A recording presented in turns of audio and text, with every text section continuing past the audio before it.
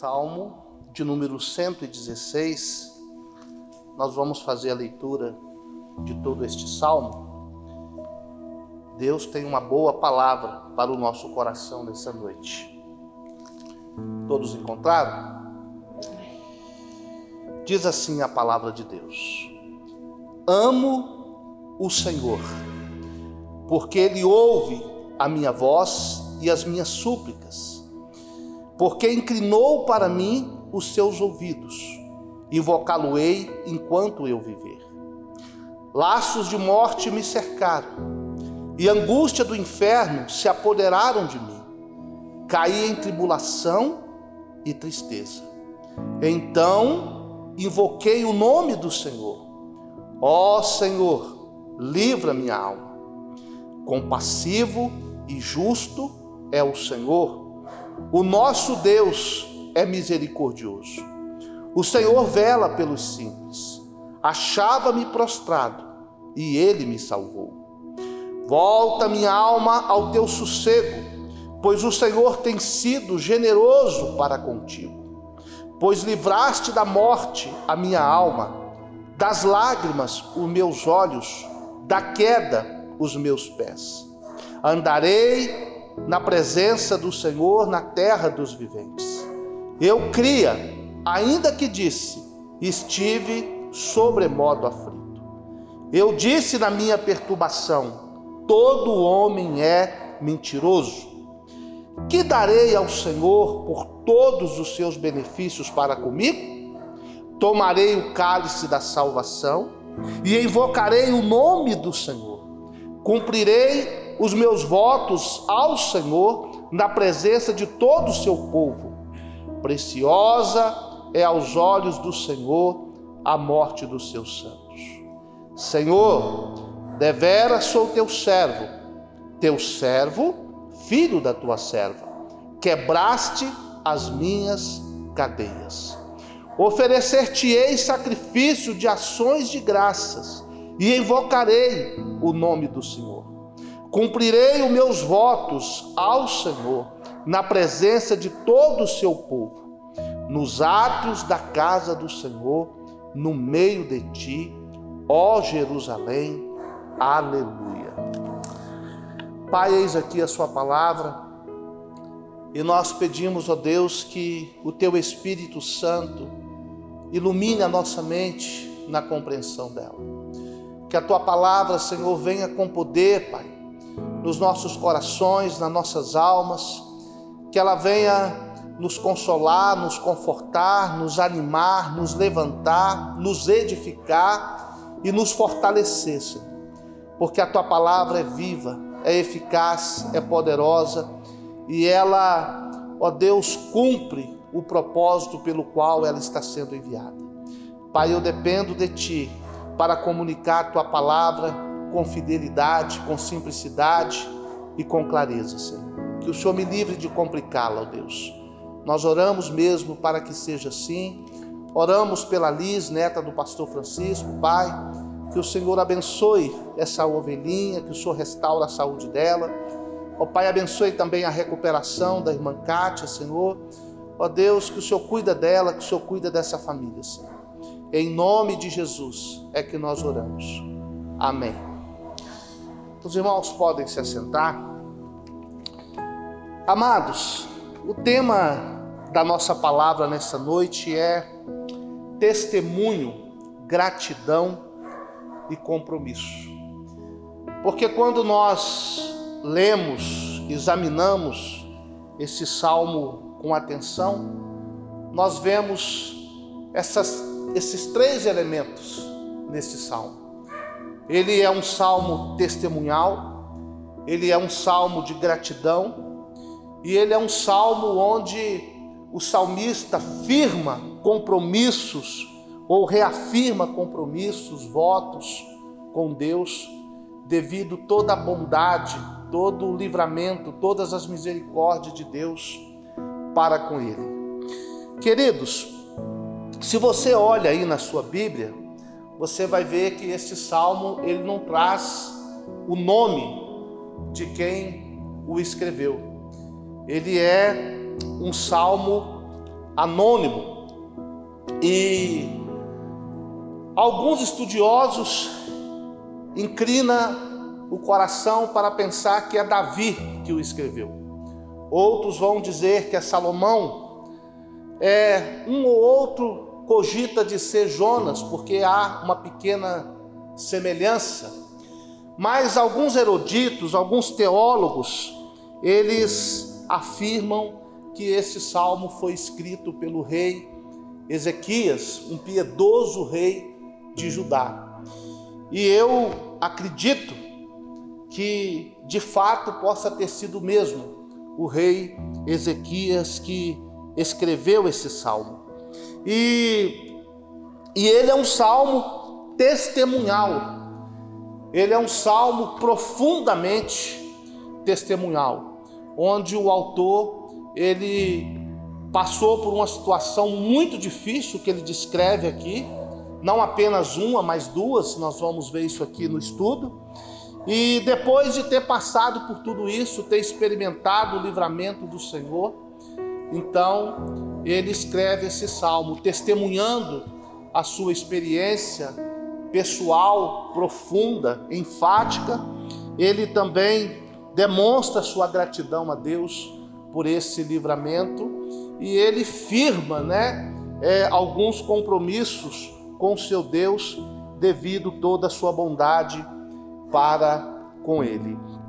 Então, inclinados a crer que este salmo foi escrito pelo rei Ezequias, então eu gostaria de apresentar para os irmãos qual é o contexto, qual é o pano de fundo que trouxe, que levou o autor a compor este hino. Nós não devemos nos esquecer que os salmos são cânticos, nas suas mais variadas formas eles foram feitos para cantar.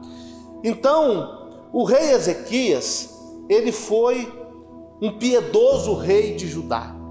A Bíblia diz que nem antes nem depois dele houve outro igual.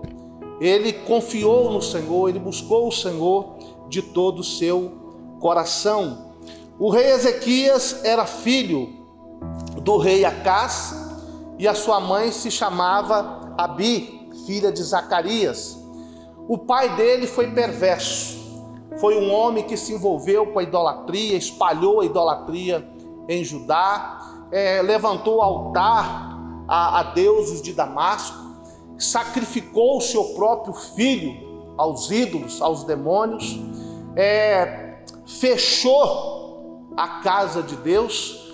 Foi um rei terrível, terrível.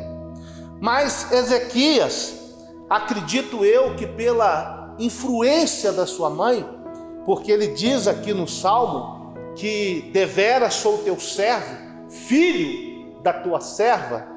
Então acredito eu que pela influência da sua mãe, que era serva de Deus, que temia o Senhor, e pela graça de Deus, pelos propósitos de Deus na vida dele, ele não seguiu o mau exemplo do seu pai, mas, como eu já disse, se tornou o rei mais piedoso de Judá. E Deus abençoou esse homem grandemente. Ele começou a reinar aos 25 anos de idade, e ele tirou os altos idólatras de Israel, ele derrubou as colunas, ele reabriu a casa do Senhor, ele restaurou o culto, ele celebrou, a Páscoa. Então ele trouxe, Deus por meio de Ezequias, trouxe um grande reavivamento espiritual em Judá. E esse rei foi grandemente abençoado, e com ele toda a nação. E quando ele tinha 14 anos, que ele já estava reinando, quando ele estava aí com 39 anos de idade, a Bíblia diz que subiu Senaqueribe, rei da Síria, e cercou Jerusalém, tomou as cidades fortificadas de Judá e cercou Jerusalém. E por meio de Rabsaque, seu general, ele afrontou Ezequias. E Ezequias foi para o templo, foi para a casa de Deus, orou ao Senhor, enviou os seus mensageiros até o profeta Isaías, e Deus usou esse profeta para consolar Ezequias. E depois o rei assírio, Senaqueribe, a Síria era a senhora do mundo naquele tempo, estava conquistando, subjugando as nações. Senaqueribe escreve uma carta de afronta e manda para Ezequias, e blasfema contra Deus, e fala para ele: olha, você, em quem que está estribada essa sua confiança? Olha se os deuses das outras nações os livraram da minha mão. Você está pensando que o Senhor vai te livrar das minhas mãos? E Rabsaque, que era o general, até se atreveu a dizer que o Senhor estava com eles, e que foi por mandato do Senhor que eles haviam subido a Jerusalém. E então Ezequias novamente pega aquela carta, entra no templo e apresenta ela diante do Senhor. E dentro desse contexto que ele estava passando, ainda lhe acontece uma outra situação. Ele cai doente, de uma doença mortal. E vem o profeta Isaías e fala para ele: coloca a sua casa em ordem, porque você vai morrer. Queridos, ele estava, humanamente falando, diante de uma sentença de morte externa, cercada ali pela Síria, não tinha nenhuma possibilidade dele lutar, dele enfrentar a Síria, e agora ele ainda recebe essa sentença de morte vindo de Deus, que era colocar a casa em ordem, era para ele organizar as coisas, porque ele ia morrer. Então ele vira para a parede, ele ora, ele chora, se entristece profundamente. Então Deus reverte aquela sentença de morte. Deus manda o profeta Isaías retornar e dizer para ele que ia curá-lo, ia acrescentar a ele mais 15 anos de vida, ia também livrá-lo das mãos do rei da Síria. Então, é nesse contexto, né? E depois de todas essas experiências que nasce esse salmo. Esse salmo testemunhal de uma experiência pessoal de um rei, de um homem piedoso. Você pode, o contexto desse salmo, você pode ler em 2 Reis, capítulo 18 a 20, 2 Crônicas 32 e Isaías, do capítulo 36 até o 38. Esse é o pano de fundo, esse é o contexto que dá base para esse salmo nascer.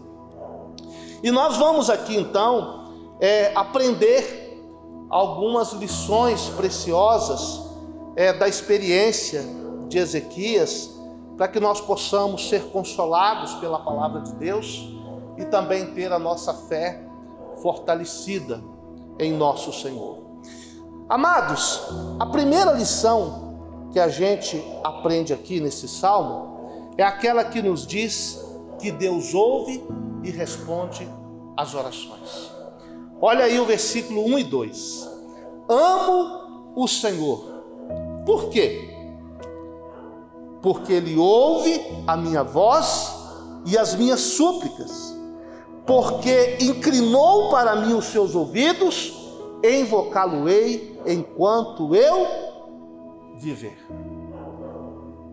O Deus da Bíblia é um Deus vivo, é o único Deus verdadeiro, e Ele é um Deus que vê, Ele é um Deus que ouve, Ele é um Deus que responde, Ele é um Deus que age, e Ele é um Deus que age poderosamente. É um Deus que age maravilhosamente, irresistivelmente. A Escritura diz que operando Deus, quem impedirá? Ele é um Deus que age soberanamente. Ezequias, na sua oração, ele fala sobre isso. É verdade, Senhor, que os outros deuses não puderam livrar os seus povos, os seus súditos de Senaqueribe, mas não era um Deus de verdade, não era um Deus de fato. Mas o Deus de Israel é um Deus vivo. Irmãos, a Escritura está cheia de estímulo para que nós oremos. De Gênesis a Apocalipse, a Bíblia nos estimula, nos incentiva, enfatiza a importância da oração. Deus não precisa de nada, de ninguém, de coisa alguma. Um dos atributos de Deus é a independência. Mas Deus, na sua soberania, na sua graça, misericórdia e bondade, Ele decidiu agir por meio das nossas orações. Nos deu o privilégio de compartilhar, de cooperar com Ele nos seus propósitos, nos seus planos, nas suas poderosas intervenções na história. É por isso que Jesus dava tanta ênfase, tanta importância à oração.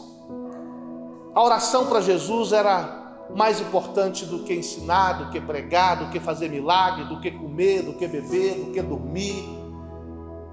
Jesus era um homem de oração. Jesus nos estimula a orar sem cessar, sem jamais esmorecer. Os apóstolos, Paulo, nas suas cartas, vai nos ensinar, vai nos ordenar a orar sem cessar. E por que tanta ênfase? Oração é comunicação com Deus. Oração é relacionamento com Deus.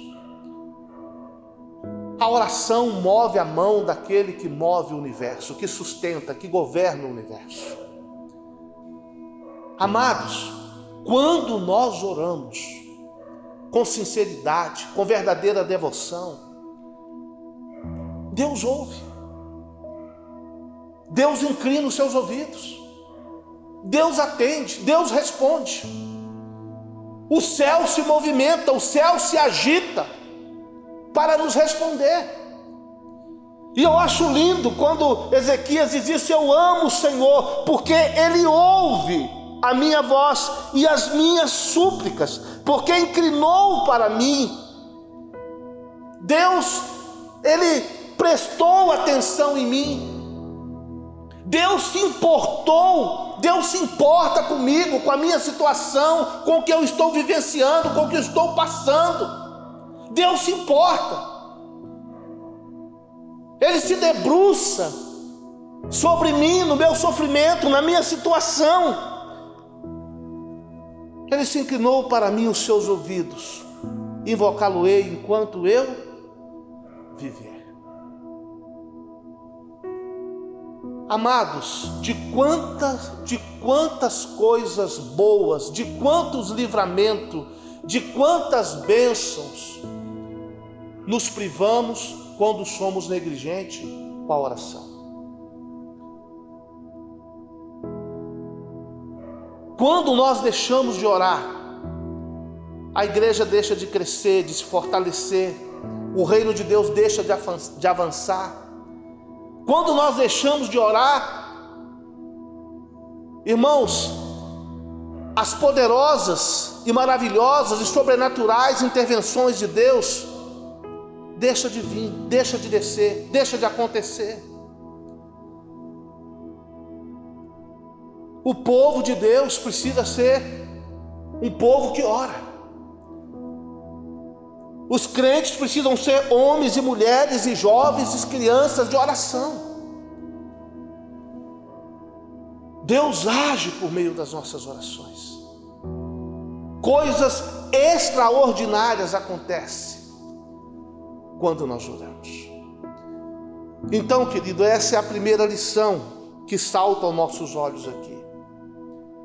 Deus ouve e Deus responde as nossas orações.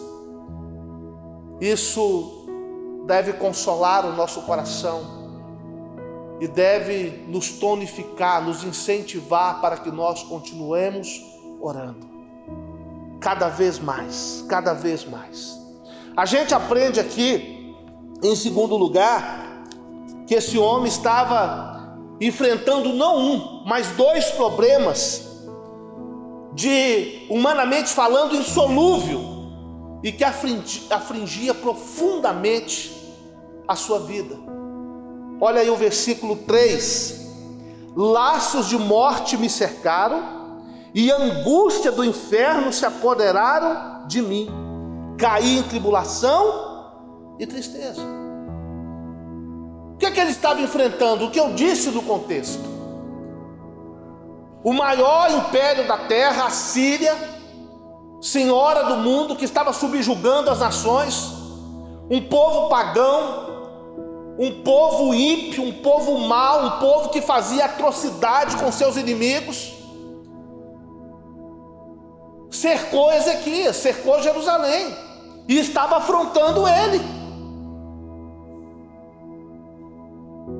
E para agravar a situação, ele caiu doente e recebeu uma sentença de morte vindo do próprio Deus.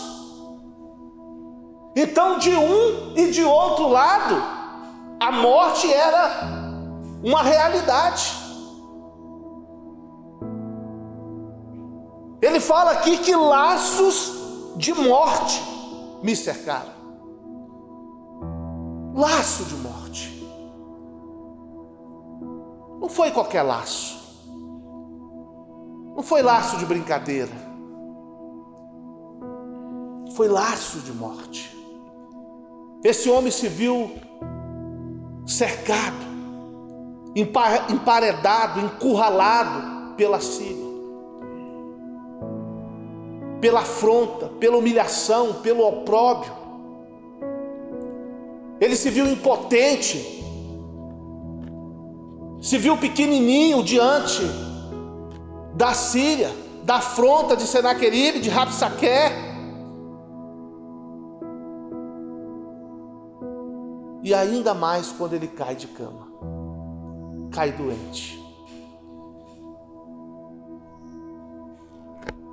E isso provocou uma outra situação nele. Olha a segunda parte do versículo 3. Do versículo, segunda parte. E a angústia do inferno se apoderaram de mim.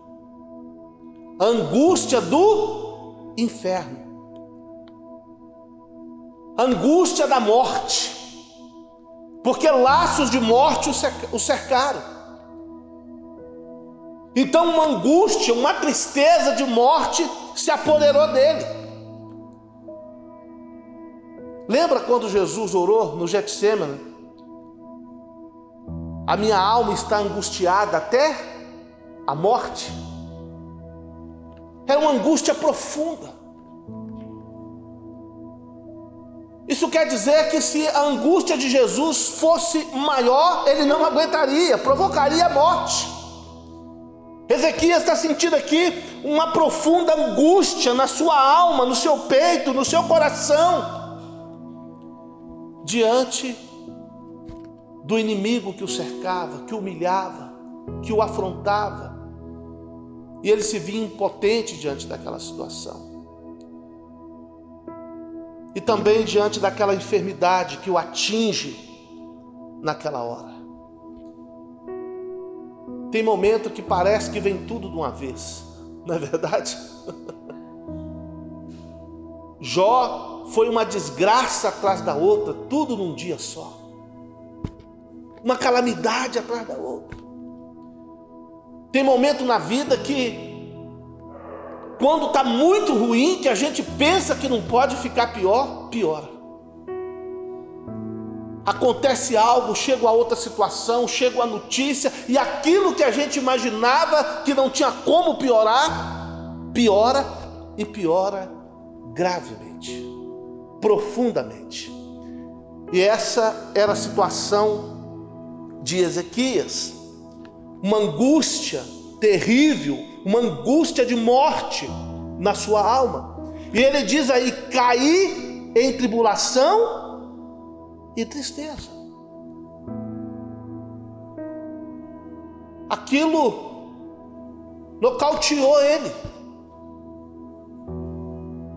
derrubou ele, jogou ele no chão. Ele fala que caiu em tribulação. A palavra tribulação traz a ideia de um peso esmagador, de algo que te oprime, que te achata, que te espreme. como se fosse um rolo compressor passando por cima de você. E ele fala cair em tribulação e cair em tristeza. A alegria foi embora. E a paz também abandonou o seu coração. Essa era a situação do piedoso rei de Judá. Cercado por Senaqueribe. Por fora, cercado por Senaqueribe. Dentro de Jerusalém, na sua casa, nocauteado por uma doença, com uma sentença de morte. E dentro dele, uma angústia do inferno, uma tristeza profunda, uma perturbação, uma tribulação na alma. Ele estava sentindo uma opressão esmagadora na sua alma. E o que é que ele fez? Aqui a gente aprende uma quarta lição. O que é que nós temos que fazer quando nós nos vimos encurralados, cercados por circunstâncias medonhas? O que é que nós temos que fazer quando nós não sabemos o que fazer? Não tem momentos assim? Que você não sabe o que fazer? Porque para todo lado que você olha, você se vê cercado, encurralado, emparedado. Você não vê saída, você não vê solução. E quando você olha para dentro, você vê angústia, tristeza, perturbação na alma. O que nós temos que fazer? A gente aprende aqui no versículo 4 que nós precisamos orar ao Senhor. Olha o que ele diz: então invoquei o nome do Senhor. Ó Senhor, livra-me a alma. Irmão, uma oração curta, profunda, abrangente e sincera. Ó Senhor, livra a minha alma. Naquela angústia, naquele sofrimento, naquela opressão, naquele desespero, naquela situação onde por todos os lados não havia saída, ele olha para cima. Ele olha para o alto. E ele busca o seu socorro no Senhor. Amados, quando João estava na ilha de Patmos, cercada por rochas e pelas águas, ele olhou para cima e ele viu uma porta aberta no céu. Ele viu o trono de Deus. Amados, quando nós nos vemos cercados, encurralados, emparedados, nós precisamos olhar para o alto. E nós precisamos buscar socorro no Senhor. Às vezes nós não temos condições de fazer longas orações, mas nós podemos fazer uma oração curta, profunda, abrangente, sincera. Ó Senhor, socorre-me. Ó Senhor, livra minha alma. Ó Senhor, me ajuda. E aqui a gente vê que nessa situação ele aprende quem Deus é e ele aprende sobre aquilo que Deus faz. Ele aprende essas duas coisas aqui quando ele ora ao Senhor. No versículo 5 ele diz: compassivo e justo é o Senhor, o nosso Deus é misericordioso.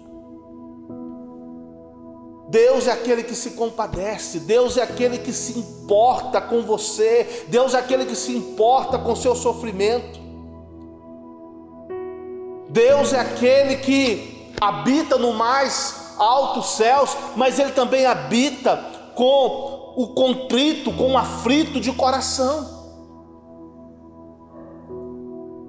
Nós não sofremos sozinhos, nós não precisamos sofrer sozinhos, porque o Senhor está conosco. Deus é compassivo, Deus Ele se compadece. E ele aprende aqui que Deus é justo.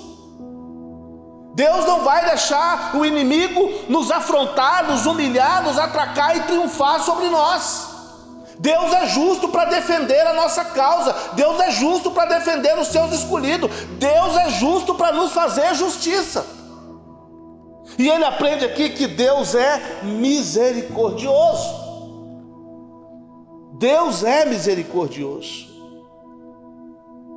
Deus não nos retribui.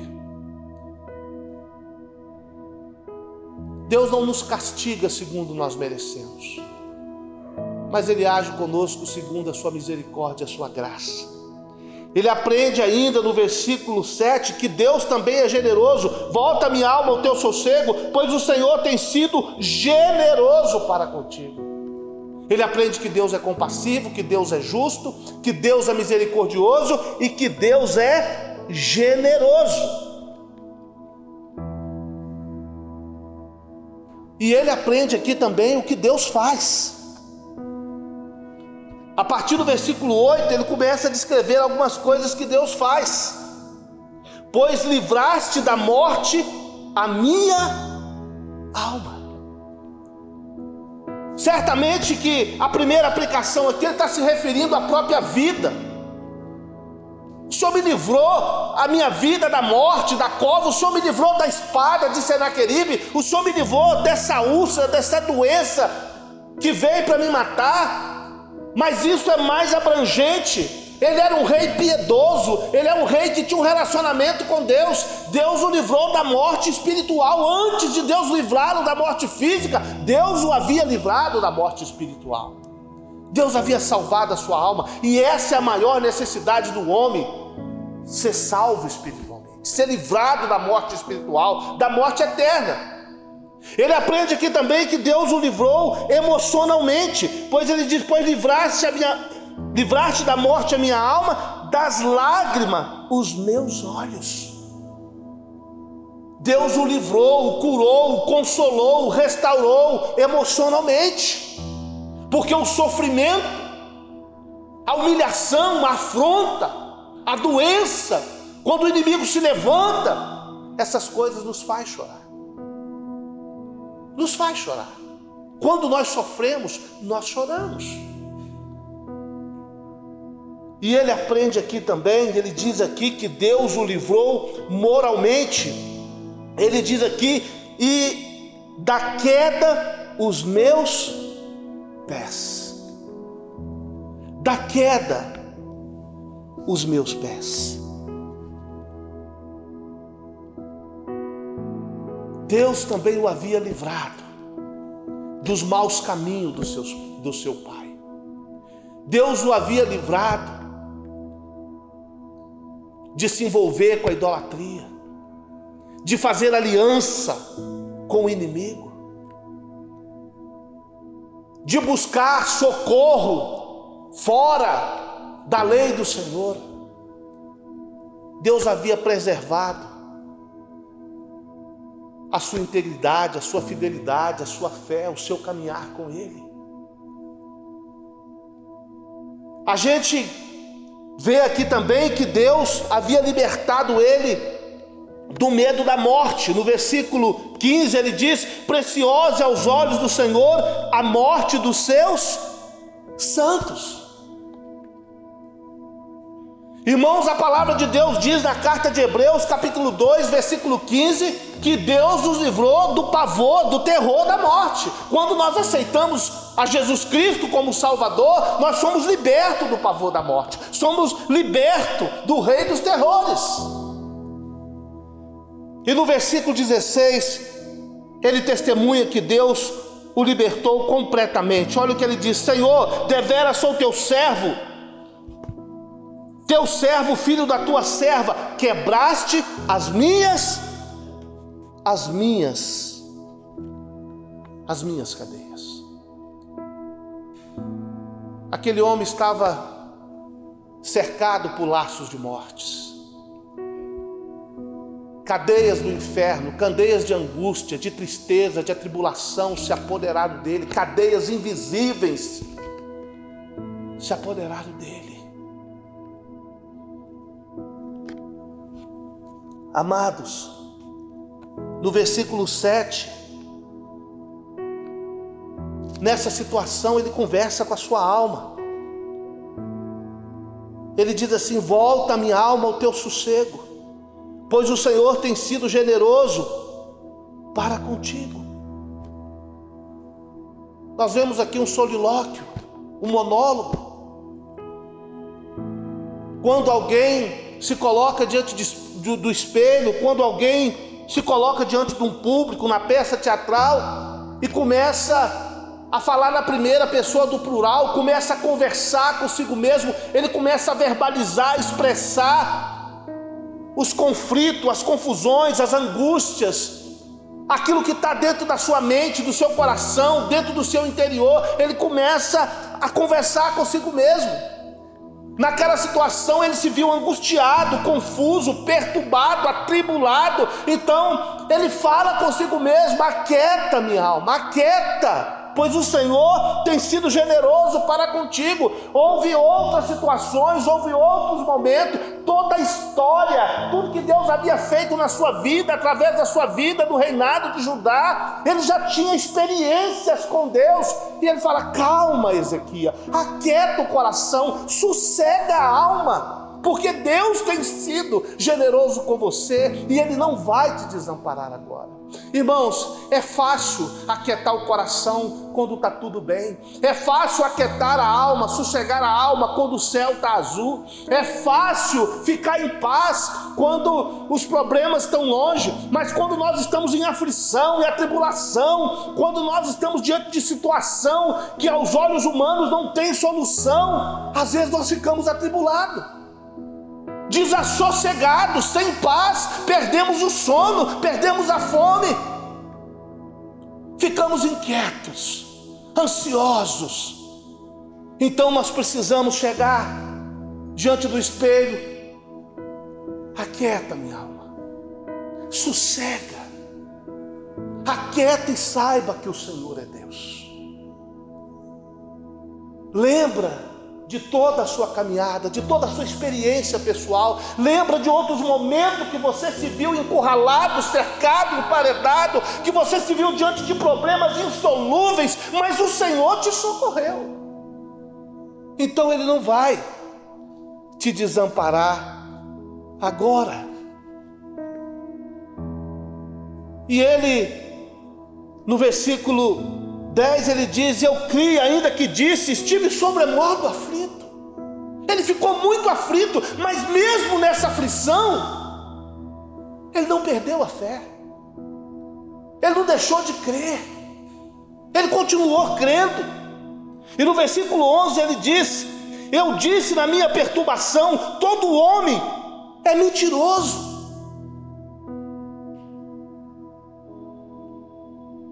Senaqueribe veio com mentira, com afronta. Rabsaque veio com mentira, com afronta. Talvez outros homens fez promessa que não podia cumprir e decepcionou, frustrou o rei Ezequias.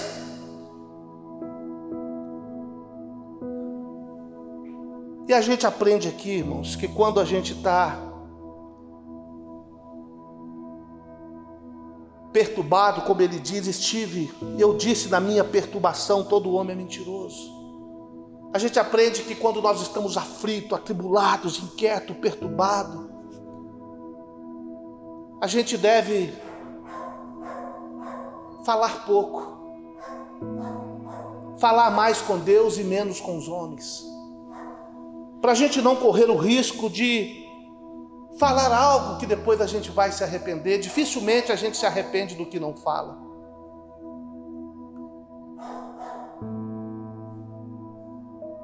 Certamente que ele tinha motivos para falar isso. Talvez confiou em alguém, contou com alguém, e esse alguém, por essa ou por aquela circunstância, não pôde ajudá-lo. E depois de experienciar tudo isso, irmãos, no versículo 12 ele diz: que darei ao Senhor por todos os seus benefícios para comigo. Depois de tudo isso, depois que isso passou, ele para com o coração tranquilo, com a alma sossegada, e ele olha para o passado, ele reflete sobre tudo aquilo, e ele diz: olha, o que eu posso dar a Deus? Por tudo que Ele tem feito, por toda a sua bondade, a sua misericórdia, a sua providência, o seu socorro comigo, o livramento que Ele me deu, como que eu posso retribuir minha gratidão a Deus? E ele responde: tomarei o cálice da salvação e invocarei o nome do Senhor. Para concluir, ele firma aqui alguns compromissos com Deus. Ele responde aqui a pergunta mesmo que ele faz. Ele entende aqui que a maneira dele demonstrar gratidão a Deus é recebendo. Recebendo algo que ele não poderia comprar, que ele não poderia merecer, que ele não poderia agariar, mas que ele só poderia receber de graça, que era o cálice da salvação. Receber a salvação, porque a salvação vem do Senhor. E em relação à salvação, o que nós podemos fazer é receber ela com gratidão. Ele entende aqui que a forma maior de demonstrar gratidão a Deus é se entregando para Deus, é recebendo a salvação que vem de Deus, porque assim Deus o teria para sempre. Ele estaria com Deus para sempre. Então ele firma aqui alguns compromissos. Primeiro é esse, de receber, de tomar posse da salvação. Segundo, ele fala: e invocarei o nome do Senhor. E no versículo 2, na segunda parte, ele diz: invocá-lo-ei enquanto eu viver.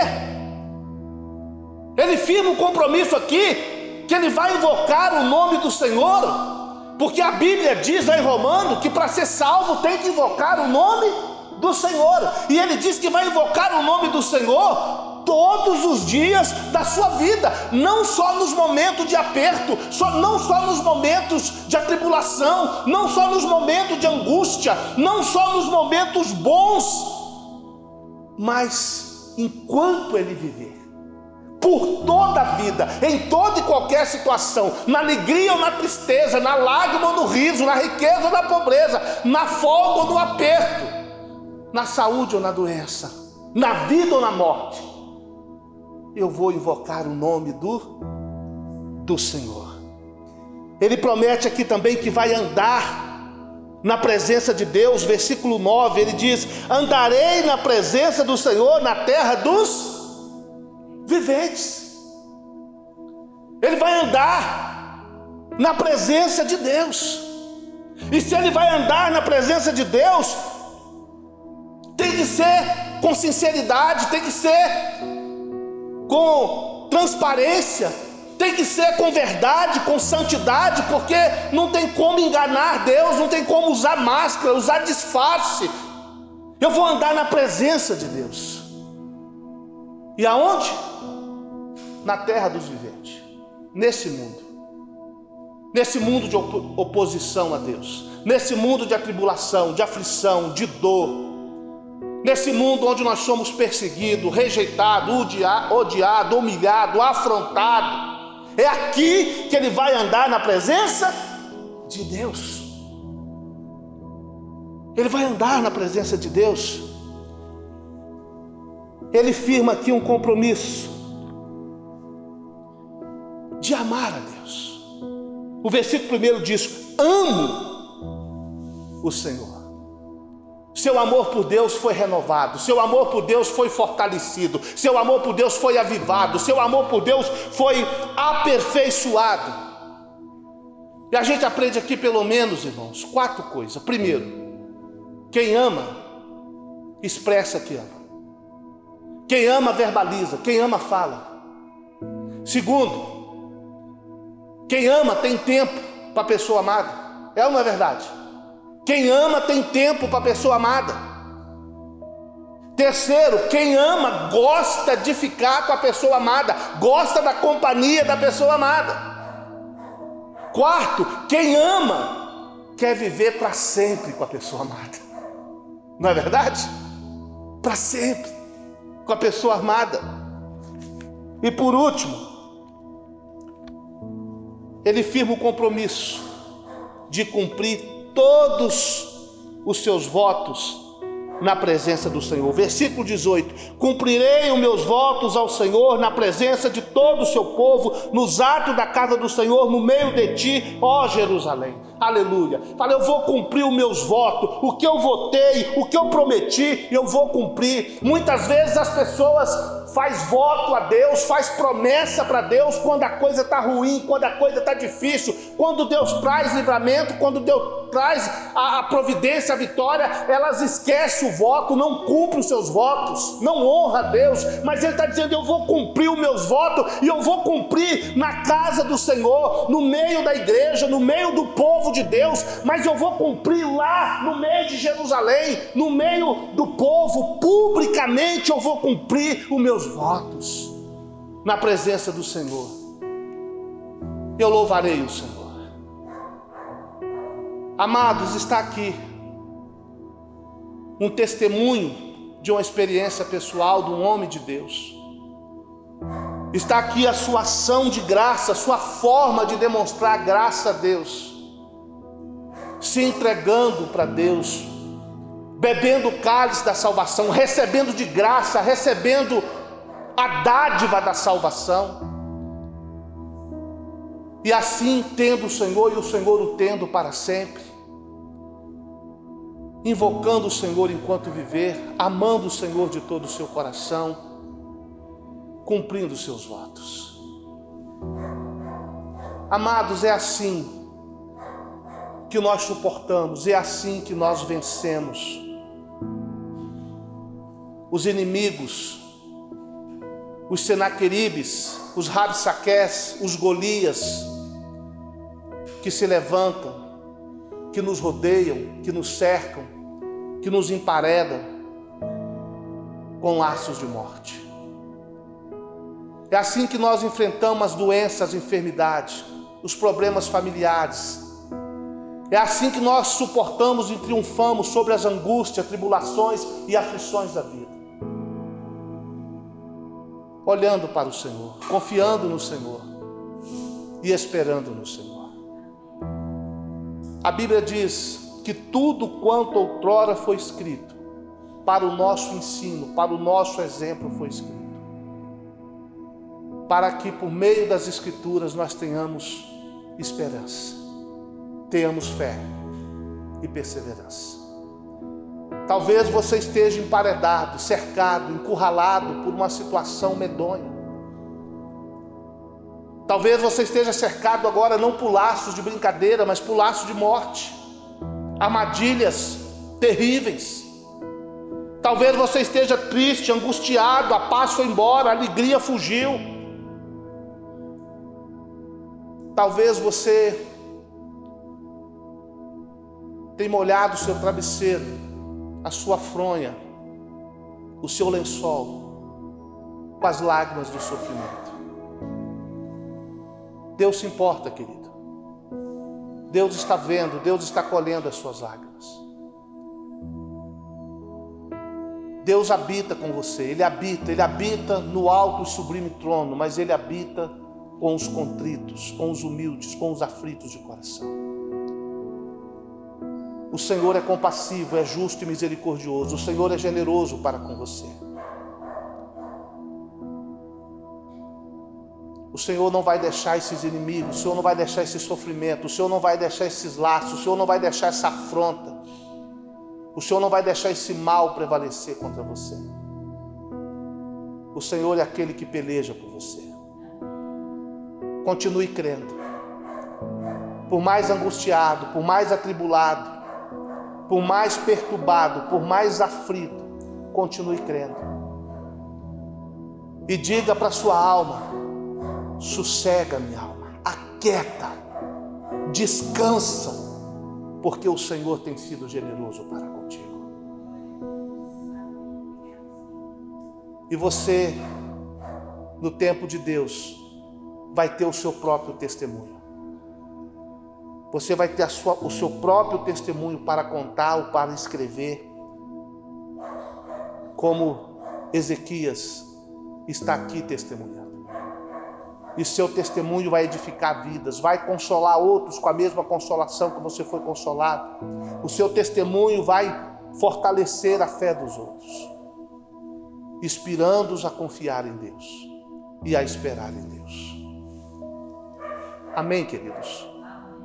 Todos nós aqui temos testemunhos pessoais profundos e abrangentes e enfáticos para testemunhar. É ou não é verdade? Amém? Que o Espírito Santo aplique essa palavra em nossos corações e que muito mais do que um falar meu, seja um falar dele no coração de cada um dos irmãos. Se console e se anime e se fortaleça com essas palavras. Amém?